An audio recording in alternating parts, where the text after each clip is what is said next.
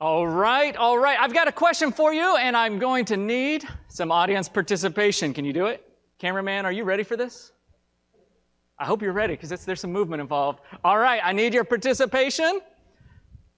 Who else can I point at? All right, are you ready? You're supposed to raise your hand if you're ready. Okay, good. All right, this is just a practice one. Are you a Georgia Bulldogs fan? Raise your hand if so. Okay.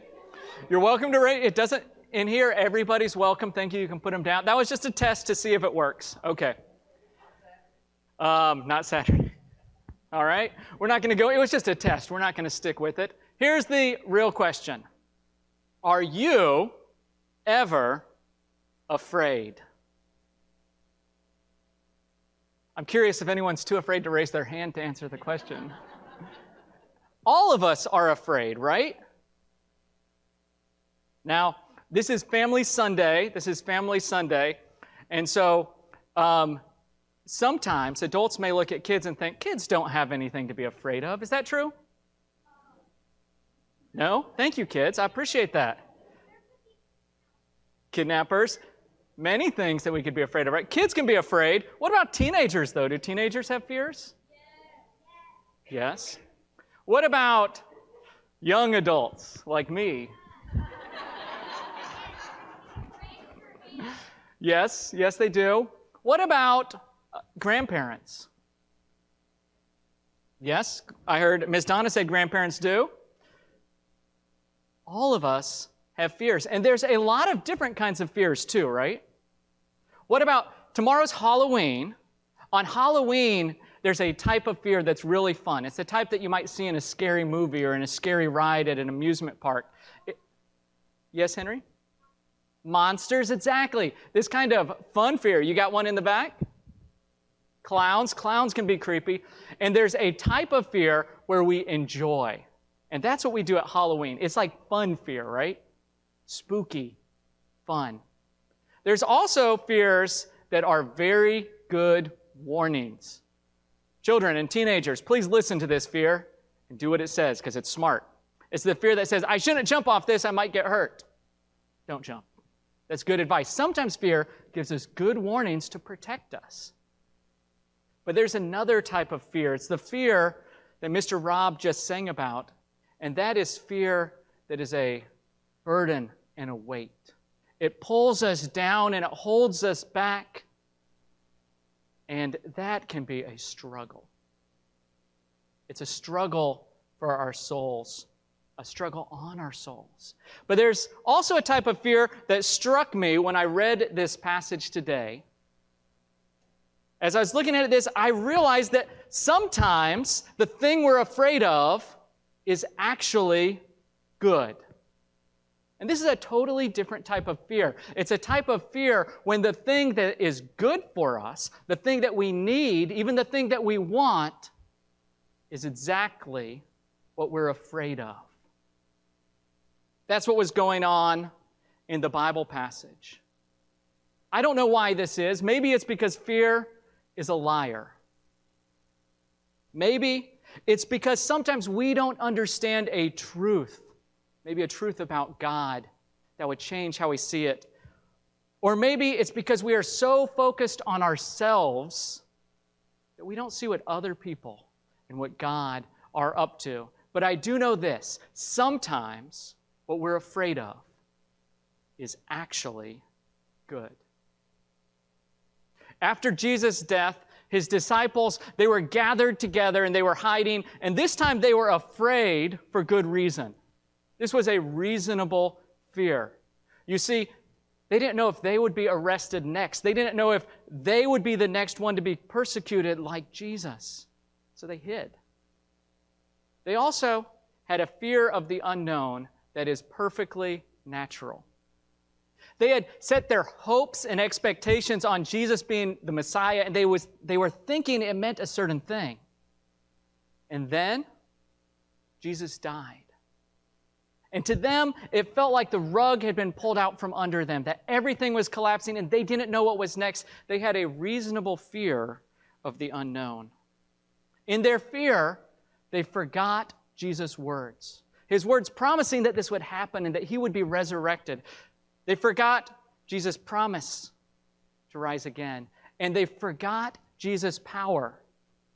That in him all things are possible, that death is not the end. They forgot it all.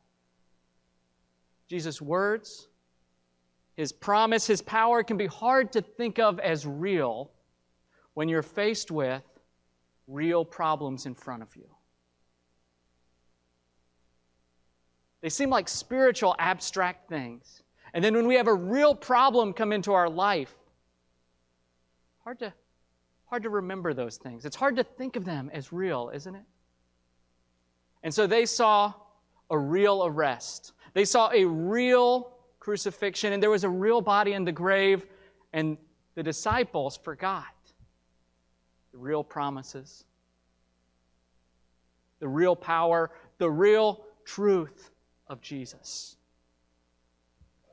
So let's take a moment and let's look at two passages where Jesus appeared to these doubtful, forgetful disciples. The first is in Matthew 28. Levi, thank you for reading that. Well done. And Jesus appears to two women. They're both named Mary. As they're going to Jesus' tomb, where they expect to take care of his body, they're first met by an angel, and then Jesus appears to them. And what is their response? What does Jesus have to say? He doesn't have to say, whoa, calm down, don't jump on top of me. He doesn't say something like that, right? No, he says, do not be afraid. But he doesn't stop there. After telling them not to be afraid, after assuring them that their fear isn't needed, he sends them on their way with a mission to share the good news that he's resurrected, to go to Galilee. These were the women, and they did pretty well. It's the gentlemen who had the problem. So if you want to hop in your Bibles on over to Luke chapter 28, you'll find the story there. Jesus' disciples are in a room. So we've got do you have a picture of disciples gathered in a room? Can you imagine it? And some folks have just come in and they're talking about seeing the resurrected Jesus. So this is the scene. They're in the middle of a conversation that Jesus has been resurrected from the dead. And then Jesus appears. Verse 36. While they were still talking about this, Jesus himself stood among them. This is that Jesus was resurrected. And said, peace be with you. They were startled and frightened, thinking they saw a ghost. Wait, I need to read that again. They were startled and frightened, thinking that they had seen a ghost. Jesus said to them, why are you troubled? Why do doubts rise in your minds? Look at my hands and my feet. It is I myself. Touch me and see. A ghost does not have flesh and bones, as you see I have. Now, we just heard, Pastor Ernie, didn't you just tell us that they had done this before? If they would have listened to Pastor Ernie's sermon, they wouldn't have made this mistake, I'll tell you that much. But the disciples had previously thought Jesus was a ghost. And he shows up walking on water and says, no, I'm not a ghost, it's me. You would think they would have learned a lesson. But they go and do it again. They think that Jesus is a ghost when he shows up. Now, when we read this story, I'll be honest with you. I look at this and it feels like the kind of thing that it's like unbelievable. Not that Jesus would appear, but that somebody would be so dumb as to think that he was a ghost when they were talking about him being resurrected. How obvious could it be? Nobody could be that foolish as to forget that Jesus, who they had seen before and been mistaken as a ghost, had seen walk on water, had promised to rise from the dead. They had heard stories about rising from the dead. They were talking about it at this moment. Nobody could be that foolish to think that Jesus would be a ghost. That doesn't make any sense. Unless the disciples are like us. Unless they're forgetful of what God has done. That might make sense. Unless they're uncertain about spiritual things. Unless they're afraid to follow God's promises because they sound too good to be true. Unless they want to be realists who face the way it is rather than the way they wish it were. No, this story doesn't make any sense unless the disciples are like us. Humans who struggle with fear, who are faster to see ghosts than to see God at work sometimes. That's what we do, right?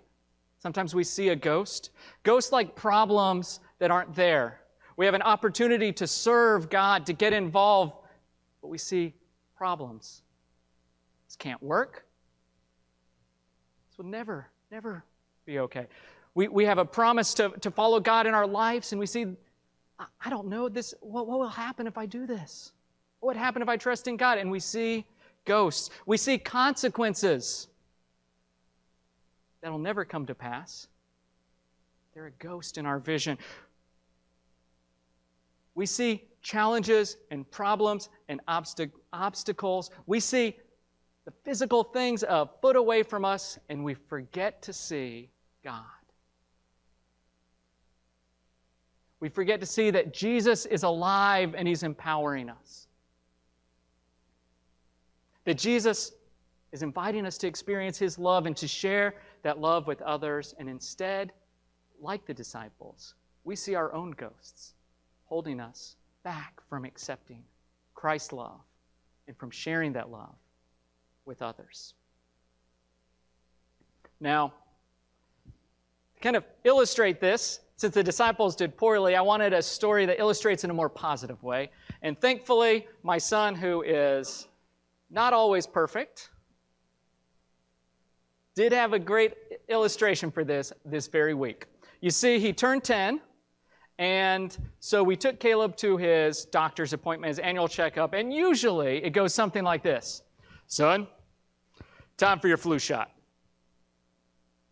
But this time, Mama spoke up before I could say that, and she realized Caleb's a little older. Let's just ask him and see what he thinks. So she said, Caleb, is that a good sunny voice?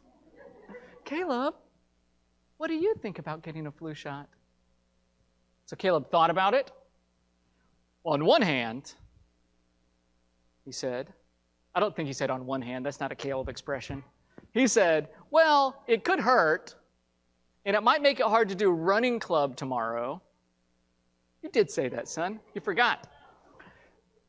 Also, remember, for an illustration, it's just got to be close enough. It doesn't have to be a perfect quote.